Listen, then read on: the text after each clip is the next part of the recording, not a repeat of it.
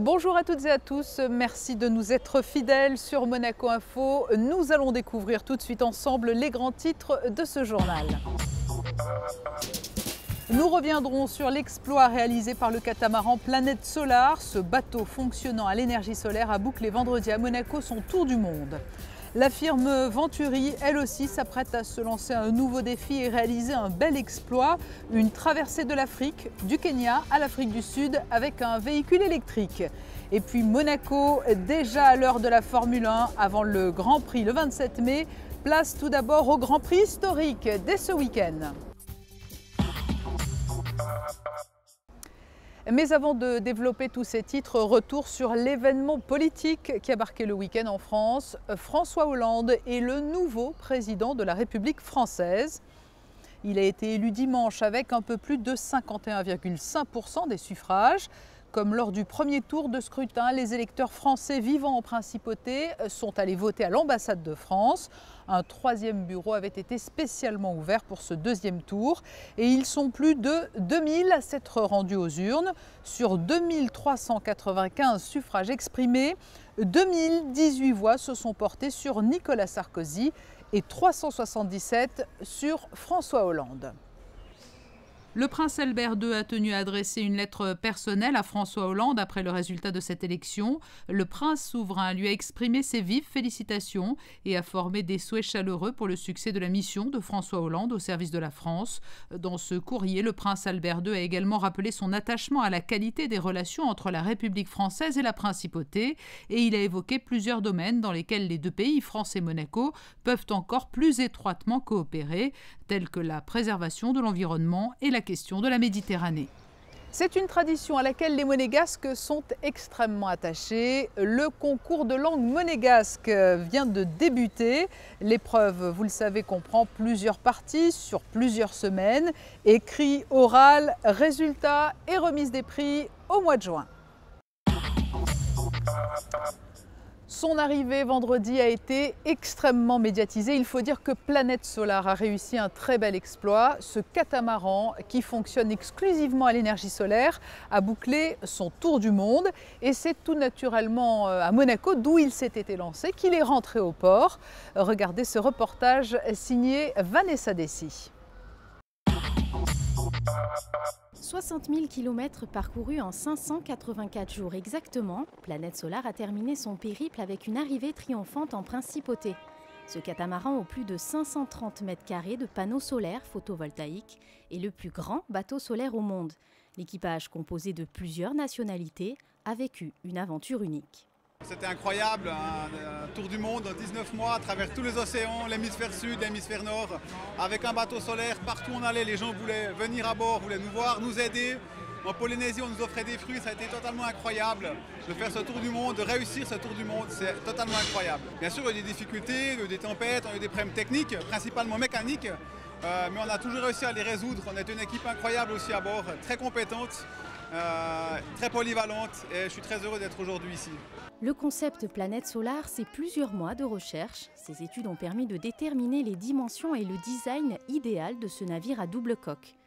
Les ingénieurs ont dû optimiser la collecte et le stockage de l'énergie, une technologie très pointue. C'est le plus grand bateau solaire du monde, 537 mètres carrés de panneaux solaires, 35 mètres de long par 26 mètres de large. Il peut aller à Dineuse qui fait un peu moins de 20 km/h. Il peut naviguer de manière perpétuelle. Tant qu'il y a du soleil, il ne s'arrête jamais. Donc c'est vraiment le bateau le plus incroyable que j'ai jamais eu l'occasion de naviguer. Alors vous venez de l'entendre et de le voir, l'ambition de ce vaste projet Planète Solar était non seulement de faire avancer la recherche scientifique, mais de démontrer aussi l'efficacité des nouvelles technologies en matière environnementale. Je vous propose d'écouter le responsable du projet Planète Solar. Ce qu'on a voulu faire avec ce projet, c'est de démontrer qu'aujourd'hui, on a tout ce qu'il faut pour changer. On a les énergies renouvelables, on a la technologie, les matières premières. Il faut être optimiste, on peut changer, il faut utiliser ce qu'on a à disposition. Et il faut maintenant changer notre état d'esprit pour protéger cette planète. C'est un autre défi de taille que s'apprête à relever la firme monégasque Venturi. Un raid en Afrique. La mission Africa va permettre à un véhicule électrique de Venturi de traverser une grande partie de l'Afrique sans assistance sur tout le parcours. Une conférence de presse était organisée quelques jours avant le départ, vendredi, départ qui sera donné de Nairobi. Vanessa Dessy assistait à cette conférence de presse à Monaco. J-4 avant le grand départ pour Nairobi, nous vous en avions déjà parlé, Venturi se lance un nouveau défi technologique, parcourir plus de 5000 km avec une voiture 100% électrique et pratiquement d'origine. Le pilote n'est autre que Xavier Chevrin, ce professeur d'anglais déjà en route dans l'aventure Shanghai-Paris. Et pour lui, la motivation semble intacte. La motivation est toujours intacte parce que c'est un nouveau défi qu'il va falloir relever. On a quelques idées de ce qui va pouvoir se passer parce qu'on connaît un petit peu le véhicule déjà. Donc on a eu l'occasion déjà de faire ce grand voyage de Shanghai à Paris en 2010. Mais le cadre en fait va être complètement différent et le défi quelque part va être aussi un petit peu différent. On attaque un nouveau continent qui fait rêver un petit peu tous les aventuriers autour du monde. C'est le dernier continent qui n'a pas été encore exploré, on va dire, de manière électrique, avec l'énergie électrique. Et donc c'est ce défi qu'il va falloir relever, un défi qui est formidable. Xavier est sur les routes depuis l'âge de 18 ans. Il a notamment traversé le sud-ouest américain à cheval dans les conditions du 19e siècle, descendu un fleuve d'Amérique du Sud en radeau et a rejoint Shanghai depuis Paris sur un scooter électrique.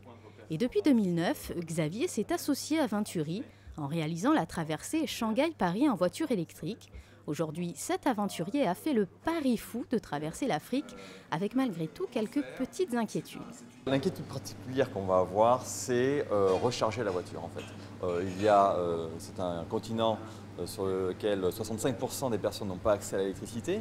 Et si on enlève l'Afrique du Sud et tout le bord du nord, en fait, tout le Maghreb, on tombe à peu près à 80-90% des gens qui n'ont pas accès à l'électricité. Or, nous, c'est notre moyen de locomotion, en quelque sorte, notre énergie qu'il va falloir trouver à chaque fois. Le périple soutenu par la Fondation Prince Albert II se terminera dans 1 mois et demi en Afrique du Sud, à Johannesburg.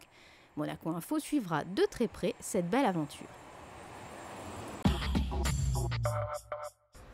Dans l'actualité en bref, ces images tournées ce week-end dans les allées du salon Rêverie sur les Jardins et du concours de bouquets avec la visite de son Altesse Royale, la princesse de Hanovre.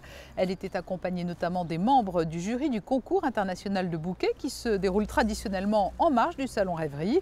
Et pour la première fois cette année, un concours de roses était également organisé à l'initiative de l'horloger Yves Piaget. 67 variétés différentes de roses étaient présentées. Des fleurs encore avec cette immense composition florale qui vient d'être installée sur le rond-point de Cap d'Aille. Une composition qui nous rappelle que le mois de mai en principauté va être placé sous le signe de la Formule 1 avec le Grand Prix le 27 mai.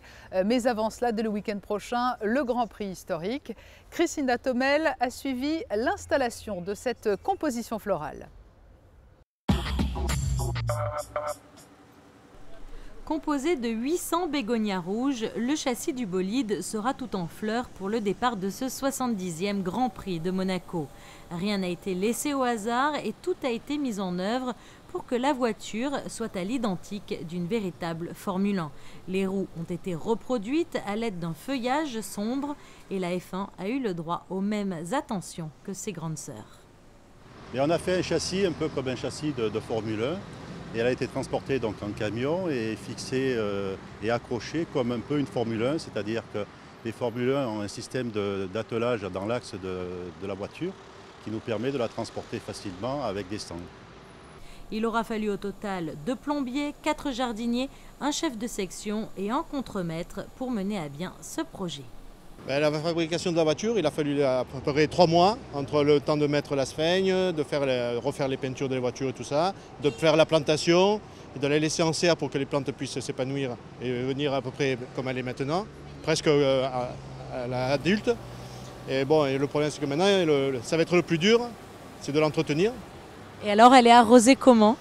Par une aspersion, et on va y faire un apport de temps en temps à la manche, parce que la sphaigne, ça garde l'humidité, mais il y a certains endroits qui ne seront peut-être pas arrosés complètement directement. S'il pleut, ça pose problème? Non, non, au contraire, nous ça nous arrange, s'il pouvait pleuvoir un peu tous les jours, ça nous arrangerait. Mais bon, on arrive dans des saisons où les pluies seront un peu rares, donc il va falloir faire des compléments. Une fois le Grand Prix terminé, la F1 ne quittera pas la principauté comme ses consoeurs. Elle continuera d'accueillir les automobilistes à l'entrée de Monaco jusqu'au mois de septembre. Et le 8e Grand Prix historique de Monaco se déroulera du 11 au 13 mai. Un événement à suivre en direct et en intégralité sur Monaco Info. Cela nous amène aux résultats sportifs du week-end, résultats des sports collectifs tout d'abord, et les play-offs de National 2, c'est du basket. Monaco s'est incliné lors de son match aller des quarts de finale face à Mulhouse, 60-70. Du handball, samedi, Monaco a battu l'US Croroise 33-31. Monaco qui est désormais 3e du classement de National 3. Et puis avant de refermer ce journal, nous allons découvrir les cartes météo pour les tout prochains jours. Mardi, poursuite du radoucissement sans beau temps, soleil et nuages, des nuages plus nombreux l'après-midi. Mercredi, ciel restant nuageux dans la douceur, peu ou pas de vent, température comprise entre 15 et 21 degrés. Jeudi, grande douceur avec davantage de soleil que de nuages. Vendredi, temps assez ensoleillé et toujours très doux. Voilà, vous savez tout des prévisions météo. Très bon début de semaine sur Monaco Info.